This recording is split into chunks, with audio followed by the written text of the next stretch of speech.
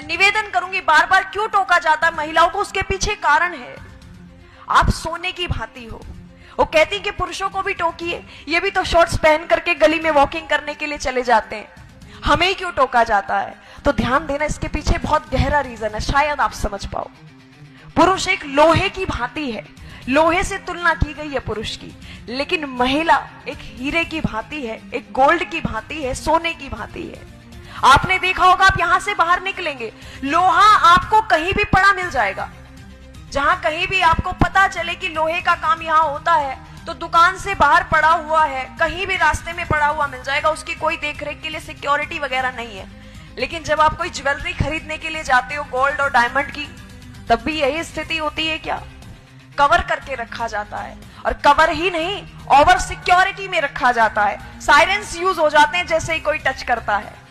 लेकिन यहां स्थिति विपरीत आई, आप सोने की भांति हो। और मुझे समझ नहीं आता कि हमें छोटे ड्रेसेस पहनने में ही क्यों स्वतंत्रता चाहिए?